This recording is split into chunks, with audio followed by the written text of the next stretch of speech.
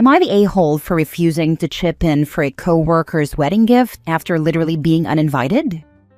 Alright people, I'm gonna need your hot takes on this office drama that's been driving me insane. So I, 27 female, have been working at this marketing agency for about 2 years. My coworker Jess, 31 female, is getting married next month and initially invited our whole team, 8 people, to her wedding.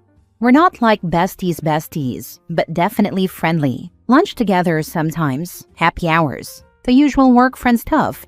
Last week, our office manager Sarah started collecting money for a group gift. She's asking for $200 each, which would get us some fancy kitchen gadget from their registry. That's basically what I'd budget for someone I'm actually friends with, but whatever. I was planning to contribute.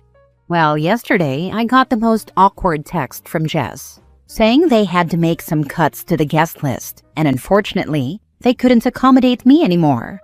Something about venue capacity and family additions. But here's the kicker. I know for a fact that everyone else on our team is still invited. This morning, Sarah comes by my desk asking for my contribution to the gift fund. I politely told her that since I'm no longer invited, I'd rather get Jess a smaller gift on my own. Sarah looked shocked and said, "But it's a team gift, and that not contributing the full amount would mess up the group harmony, like I give a single damn." The icing on the cake? I know the wedding cut was because Jess invited her old coworker who just got a VP position at a major client. Suddenly, there's no room for me, but I'm still expected to drop $200 on her registry? Can someone please tell me the truth? Am I the a-hole for refusing to contribute the full amount to a wedding I'm not even attending? Now for the top comments. Don't give her a thing. Nothing. Not even a card. No invitation. No gift. She's the victim of some serious office politics. Sorry, Jess, but the only gift you're getting from me is my attendance at your wedding via the office live stream. Yeah, when Sarah asks again, simply reiterate that since you are no longer invited, you don't want to give anything. You don't need to justify it further. $200 is an outrageous ask for a coworker in the first place, unless you make a really high salary. Even so, I wouldn't do it. You're completely not the a-hole, but be prepared for some dirty looks. This $200 is for someone who is a close friend or a family member.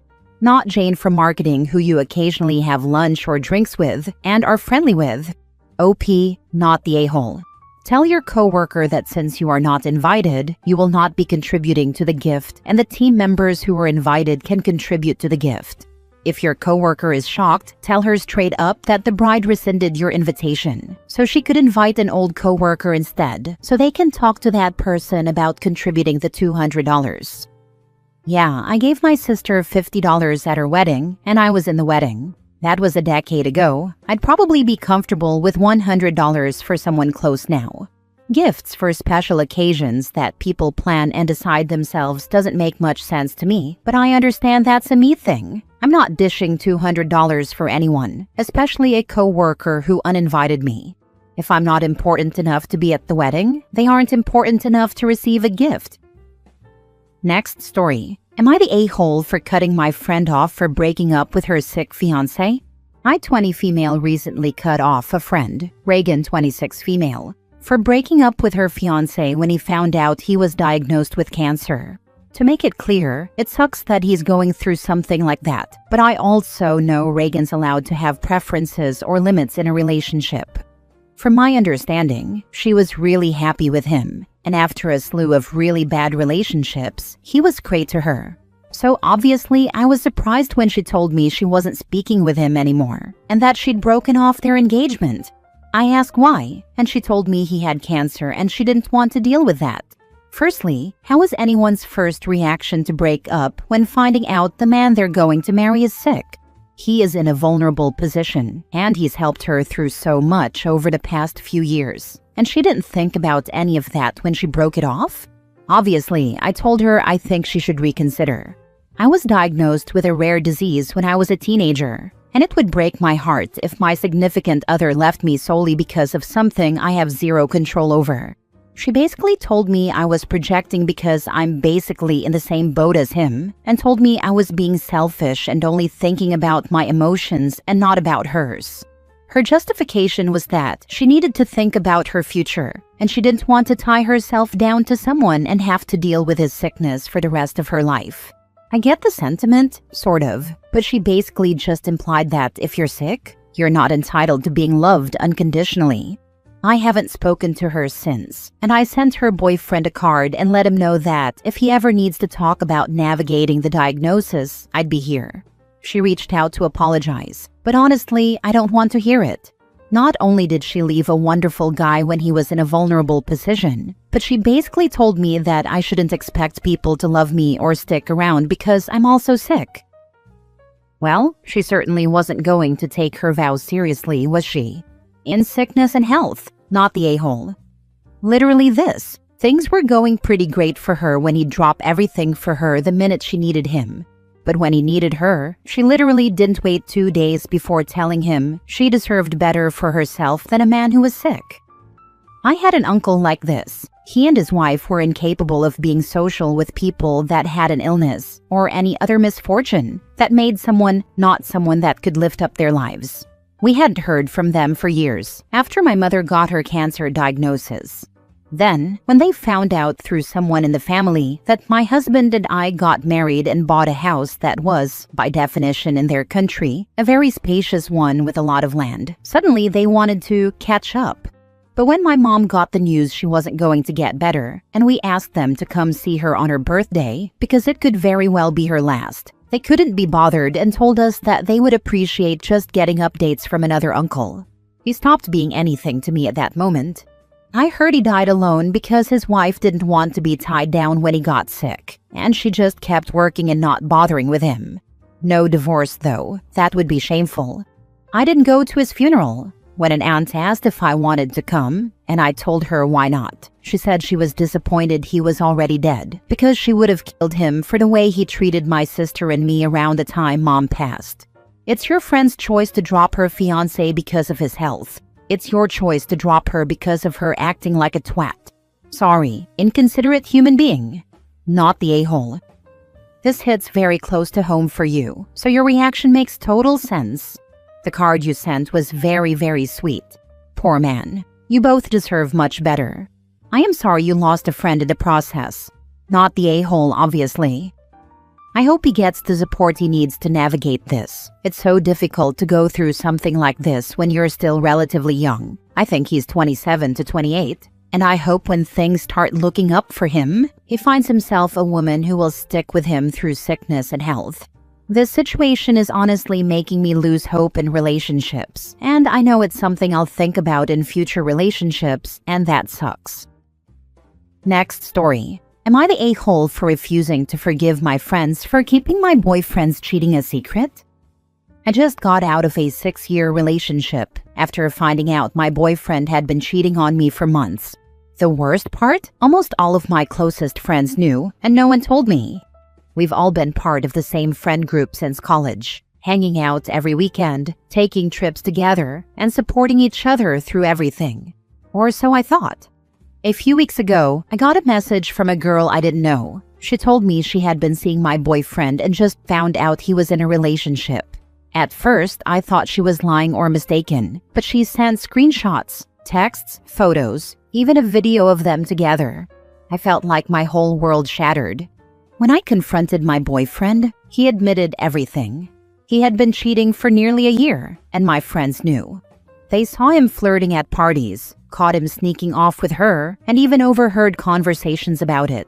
When I asked them why they didn't tell me, they gave me excuses. It wasn't our place. We didn't want to be involved. We thought you might already know. I was devastated. These were the people I trusted the most, and they let me be blindsided. I cut off my ex immediately, but my friends? That's been harder. Some have apologized, saying they feel awful, while others are acting like I'm overreacting. They keep inviting me to things, expecting everything to go back to normal, but I can't look at them the same way. Now they're saying I'm being unfair by holding this against them, that I shouldn't throw away years of friendship over this. But they knew, they saw, and they chose to stay silent while I was being lied to. Now they expect me to just move on like nothing happened? But how can I ever trust them again? Am I the a-hole? You're justified in feeling betrayed. Your boyfriend cheated for months while your friends, who saw everything, kept silent, putting their comfort above your well-being. It's natural to pull back from both him and those friends who failed you, and setting boundaries or taking space isn't overreacting, but a healthy way to protect yourself. True trust can only return if they acknowledge the hurt they caused and consistently show honesty and support moving forward. Until then, it's fair to prioritize relationships that respect and defend you. It's amazing that they said they didn't think it was their place or didn't want to be involved. If not your friends, who else should be involved? I mean, a freaking stranger who allegedly just found out he was in a relationship told her. If a stranger can understand that OP deserved to know, why would her friends think she didn't? Not the a-hole. They have proven they can't be trusted, and just like her boyfriend, they have to face the consequences of their actions, which means they are no longer friends. They're crappy people and not your friends. They know damn well that if the roles were reversed, they would have wanted you to say something. Tell them to buzz all the way off. This right here, they can all buzz off and keep on buzzing off till the end of time. I have to say that the friends are damned if they do and damned if they don't. Because from personal experience, I can say that being the person who tells their friend they are being cheated on is a thankless task and often ends with the friend getting all the fallout from the situation and losing the friend anyway. Many people don't want to believe it, and when confronted, the cheater will often try to discredit the teller by claiming that the teller made passes at them and is just making this up out of jealousy or some other nonsense, and the cheated on will often believe it. By the time the truth is out in the open and the teller is vindicated, the damage is irreparable. All of this is true. You can't know how a friend is going to react to this kind of news or to the messenger. Many times, the couple gang up on the messenger, and friends are lost when people believe they are doing the right thing by saying something. Last story. Am I the a-hole for not taking my absent ex to our son's wedding?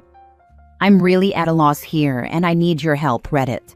My ex and I had a brief high school romance that ended with a surprise pregnancy and with him cheating on me. Before he cheated, his mom sat down with my parents, himself and me, making all kinds of promises about what the future would hold for my unborn child. She promised he would not only be involved in the baby's life, but also help to support the baby. Surprise, surprise, that didn't turn out to be the case at all. Instead, I found out about the cheating, broke up with him, and apparently, that meant he had no responsibility for the baby anymore. Child support was ordered, but only paid out in the most minimal amounts when jail was threatened, so he owes plenty in arrears to this day. But we will never see a dime of it, and I've come to accept that, and am honestly fine with it, as my husband and I have worked hard to provide for my eldest and his siblings anyway. I should add that my husband stepped in and stepped up when my eldest was only 9 months old, and has loved him as his own ever since. Fast forward several years, and my eldest is grown now and preparing to marry his true love next week.